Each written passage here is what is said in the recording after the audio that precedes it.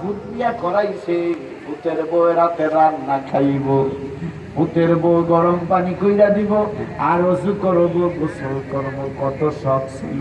কিন্তু দেখা গেছে গোসল করবে গরম পানি দিয়ে তো দূরের কথা, খাওয়াই না গরম পানিটাও ভাগে পায় না।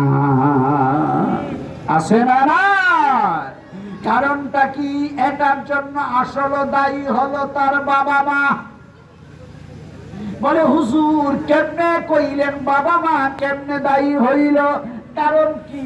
বাবা মার যে হক ছিল সন্তানের প্রতি, ওই হক বাবা মা আদায় করে নাই। এই জন্য অনেক সময় আমি উদাহরণ দিয়ে বলে থাকি, আমার একটা কথা মনে হয়ে গেছে, কইতাম কি? কষ্ট হইতেছে আপনাকে? খারাপ লাগতেছে? এখন তো মোটামুটি একটু পরিবেশ হয়েছে, কিন্তু হুজুর এখন মোটামুটি একটু দেহার মতো হয়েছে। আমিন কয় না তো? আর আসতে কর না আমি এসে চান্সি একটু পেছনে মিলছাম, দেখেন তো একটু ভালো লাগতেছে না? আরে কথা কয় আর আইব কি কর, আরো যত গনাই আইব মাঠ তত বড়ব। আমিন কর। আয়ো আইতে আইতে আল্লাহ কারে কোন সময় হেদায়েত দেয় কোন যাইব? আরে কথা কয় না কোন যাইব? আমাদের দেশে একদল মানুষ আছে ইডিরে খালি ছাই বেশি আছে নিও, হ্যাঁ ছাই খালি করতে, 18 বছর নামাজ পড়তে আজকে নামাজ পড়তে আইছে, দেখাই চলছে আসেনি। ও মিয়া দেখাই চলে আর সেটাই করতে আইও, নামাজ তো পড়তে আইছে। আল্লাহ যে ব্যক্তি নতুন আসছে তার জন্য আপনারা বেশি বেশি দোয়া করবেন। আল্লাহ সে নতুন আইছে, আজকের আশাটা তার জন্য কবুল কইরা নাও। আল্লাহ যদি কবুল কইরা না তো আল্লাহ তো বাকি জিন্দেগি তারে নামাজে লাগায় রাখবে। কথা বলেন ঠিক কি না? ও মিয়া মুসলমান, কথা বলছিলাম, কথা একটা মনে হয়ে গেছে, কইতাম নি। কষ্ট হইতো না তো? খারাপ লাগতো না তো? আপনি কথা আশ আসেনি? আশ আস না হাস? আরে কথা গাই না, আস না হাস? হাস না? যাক আমি আস পেলাম না, হাস বুঝে নিয়েন। হাস আসেনি? হাস এই হাঁসের মধ্যে একটা হইলো কি? কি হাঁস? আরে কথা গাই না, একটা কি হাঁস? আউইরা হাঁস। মাশাআল্লাহ। একটা হইলো আউইরা, আরেকটা হইলো আউন্নি। কয় কথা গাই না আইয়াস। আচ্ছা যাক, যেটা যেটা বুঝা নেয়। আচ্ছা ওই আঁশের ডিম পারেনি? পারে না? হ্যাঁ আঁশের ডিম পারে। আচ্ছা কমসে দিয়ে অনেকে মনে মনে কয় আঁশটাই যেমন ডিম পারে বেশি, এই আঁশও তো ডিম বাড়তে বাড়তে বুড়ো হয়ে যাইতেছে গা। যদি আবার 10-20টা চাল হুড়েই রেখে তাহলে তো আবার মোটামুটি বড় জন্ম পরবর্তীতে আবার আসে। এবার কি করছে? আঁশে ডিম পারছে, হাসে দরুদ শরীফ পড়েন সাল্লাল্লাহু আলা সাল্লাল্লাহু আলাইহি সাল্লাল্লাহু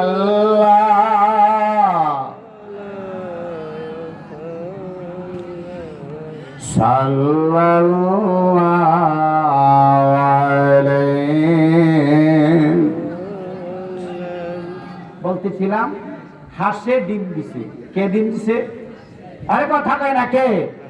হাঁসে ডিম পারছে। আর এই ডিম কি হাঁসে হুড়াইছে না মুরগায় হুড়াইছে? কথা কেন? আপনার এলাকার হাঁসের ডিমকে হাঁসে হুড়ায় না মুরগায় হুড়ায়? মুরগায় হুড়ায় না? আঙ্গা এলাকায় আবার মুরগায় হুড়ায়। তা হাঁসের ডিম নিয়ে মুরগার নিচে দিছে, মুরগায় কি করছে? আসলে মুরগার ডিম পারছে, মুরগায় তার বুঝে না নাকি হাঁসের ডিম না আমার ডিম। এখন মুরগার ডিম খাইছে, শরীরটা দুর্বল, মুরগার ডিম খাইয়া লাইছে, মুরগাটা দেহে বইয়া থাকে। এবার খালি খেলাম নাই, মোটামুটি পাশের বাড়িতে 15টা হাঁসের ডিম আইনা বয় দিছে। মাসে খানিক তাপ দেওয়ার পরে আস্তে করে টেউ টেউ বার হয়ে গেছে, কয় আসে আরে ডিমডি ফুটাইছে রে, এরে ডিমডি ফুটাইছে। এখন কনসে দেখি ডিম দিছে আসে, ফুটাইছে মুরগার। কথাটা কথা নাই। অনেক এটি কি এর বাচ্চা কয়? হাঁসের বাচ্চা কয় না? হাঁসের বাচ্চা কয়, কিন্তু ফুটাইছে কেডা? মুরগায়। এবার দেখা যায় ওই বাচ্চাগুলা দেখা যায় কয়েকদিন মুরগাটার লগে লগে ঘুরিনিও, মুরগাটার লগে ঘুরিনি, ঘুরার পরে মালিকটা আবার আমার মতো চাওয়ায়। কি করছে? আস্তে করে আশের চাউল নিয়ে কি করছে, জুহুনির ভিতরে ডুয়াই লাইছে, মুরগাটার বাইরে হালাই দিছে, কথা কয় না, ঠিক কিনা কন? তো মুরগাটা কি করবো, একটা আমার যে তাপ দিছে, এটার প্রতি যে একটা মায়া হইছে, তো কি করে এটা এখানে বাইরে দিয়ে ঘুরে ঘুরে আর কড়কড় করে, কিন্তু কাম হইব কি? এরপরে আস্তে করে আশের বাচ্চাদের কি করছে, জুহুনিটা নিয়ে পাশের বাড়ি পুকুরটার মধ্যে পেছন দিয়ে পুকুরটা আস্তে করে পুকুরে সাইডা দিছে। এখন আর বাচ্চা কি করতেছে, পুকুরের মধ্যে হাবুডুবু খাইতেছে, এরপরে উড়ে নিয়ে ঝোলে রাখছে। 2-3 দিন পরে দেখেছে মুরগার কাছেও যায় না, আশের কাছেও যায় না। এখন কনসে দিয়ে আসে ডিম পারলো, যেই আসে ডিম পড়ছে, ওই আশেও বাচ্চা পায় না, যেই মুরগায় ফুটাইছে ওই মুরগায় হাঁসের বাচ্চা পায় না। কারণটা কি? কারণ হইল দুইজনেই এর মধ্যে শরীক আছে, পরিপূর্ণত তারা হক আদায় করতে পারে নাই বলে মুরগিও পায় না, হাঁসেও পায় না। ও মুসলমান, এই জন্য বললাম আমার দেশে আজকে যে সকল সন্তানগুলা মাকে মায়ের শ্রদ্ধা, বাবাকে বাবার সম্মান দেয় না, বুঝতে হবে ওই মা বাবাও সন্তানের যা হক ছিল তা পরিপূর্ণ আদায় করে নয়, ঠিক কি দেখা? কেমনে হক আদায় হবে মিয়া? আমার দেশের কিছু মায়ের আছে, সন্তান দুনিয়াতে আসার পরে তার ঝামেলা হয়ে গেছে, ঝামেলা রইলে হয়তো মার্কেটে যাইতারে না, আস্তে কইরা কি করছে, বুকের দুধ খাওয়াইলে চিন্তা করে দৌড়ে লইয়া দৌড়াইতে হইবে, ওর থেকে আলাদা থাকতে হইলে তখনই বাড়ের মধ্যে দুধ দিয়া হরিয়ে কইয়া গেছে গো, কেউ উঠলে তার মোহ দুধের বট ইয়ারা দিয়ে আসে না নাই। এইভাবে আস্তে করে বহু কথা আছে বাবা, বলতে গেলে আমার অনেক সময়ের দরকার। এই সমাজে এমন ধরনের ঘটনা আছে না নাই? 2 নম্বরে হাজিরি, আমি এই জন্য বলতেছিলাম বাবাজিরা আমার, এই জমিনে মা বাবা যদি সন্তানের পুরোপুরি হক আদায় করে 100% মনে রাখবেন, এই সমাজে প্রতিটা সন্তান বাইজিদ বুস্তামির মতো আল্লাহর ওলি হয়ে যাবে। এই বিশ্বাস আছে না নাই? তার কারণ আজকে ওই সকল সন্তান গুলাই মায়ের গলায় ছুরি দেয়, বাবার মাথায় বাড়ি দেয়, মায়া বাবার পেটে ছুরি লাগায়, ওই সন্তান তার বায়োডাটা দেখলে দেখা যায় তার ভিতর কোরআনের কোনো জ্ঞানই নাই, আসে না নাই? আজকে দেখেন সেই কোরআন থেকে আমরা অনেক দূরে সরে আছি। খবরদার মুসলমান, দুনিয়ার সবার ঋণ পরিশোধ করা যায়, কিন্তু মা বাবার ঋণ পরিশোধ করা যায় না। বাবাজিরা আমার, মা বাবা এত বড় দামি নিয়ামত। কালিদাস পণ্ডিত বলেছে, বাবার কাছে ঋণী আমি জন্মের কারণে, ওস্তাদের কাছে ঋণী আমি শিক্ষার কারণে। মা বাবার জন্ম দেওয়ার কারণে আপনি ঋণী। আপনার গায়ের চামড়া দিয়েও যদি মা বাবাকে কি করেন, জুতা বানায় দেন, এরপর মায়ের স্তনের 1 ফোঁটা দুধের দাম দেওয়া সম্ভব হবে না। সেই মা বাবা, আজকে আমরা অনেকেই মা বাবাকে শ্রদ্ধা দিই না, সম্মান দিই না। হাজরিন বাবাজিরা আমার, আমরা মা বাবাকে ভালোবাসবো, খেদমত করব, তাদেরকে শ্রদ্ধা করব, সম্মান করব। বলে হুজুর আমার তো আব্বা নাই, আম্মা নাই। ও বাবা, আব্বা আম্মা নাই বলেই তো আপনি খেদমত করতে পারবেন না, এমনটা নয়। আপনার বাবা মার জন্য যদি আপনি 100 টাকা, 500 টাকা, 1000 টাকা, 5000 টাকা আপনি যদি মা বাবার জন্য সদকা করে দেন, আপনি আপনার মা বাবার খেদমত করলেন, আপনার মা বাবা কবরে থেকে তার সওয়াব পেয়ে যাবে। কথা বলেন ঠিক কিনা? দরুদ শরীফ পড়েন সাল্লাল্লাহু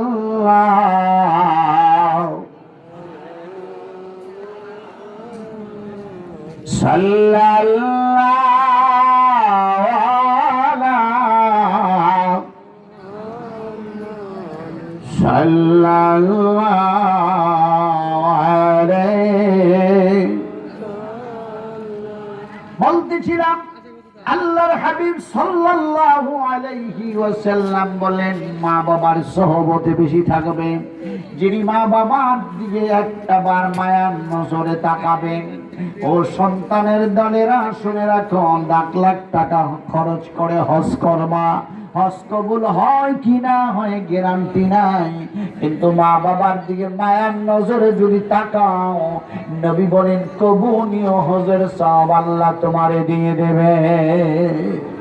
দিনের নবী রাহমাতুল লিল আলামিন দুনিয়াতে এসে আব্বা দেখে নাই, 6 বছর বয়সে মা হারিয়ে ফেলেছেন। যিনি মায়ের কোলেও ঠিক মতো উঠতে পারে নাই, বাবার কোলে তো দিনের নবী কখনো উঠতে পারেন নাই। আল্লাহর হাবিব সাল্লাল্লাহু আলাইহি ওয়াসাল্লাম জীবনে বাবার কোলে উঠতে পারেন নাই নবীজি, মায়ার স্তনে দুধ পান করেছেন, তারপরে আবার দুধও পান করেছেন। দিনের দিন মাকে কত বড় শ্রদ্ধা করেছেন, অথচ নবীকে যদি আল্লাহ না বানাতেন মাও হতো না। আল্লাহর হাবিব সাল্লাল্লাহু আলাইহি ওয়াসাল্লাম মসজিদে নববীর বারান্দায় কোন বর্ণনায় বলে জিরওয়ান নামক স্থানে নবীজি বসে আছেন সাহাবীদেরকে নিয়ে।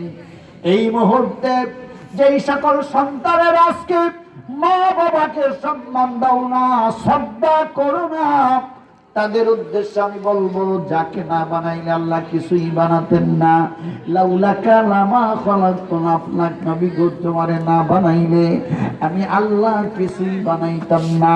এই জন্য হাদিসটা অনুবাদ করে কবি বলেন, আল্লাহ পাকের জমিনে আমরা যা দেখি বা না দেখি সব আল্লাহ তাআলার সৃষ্টি, কিন্তু দু জাহানের নবীর অবদান।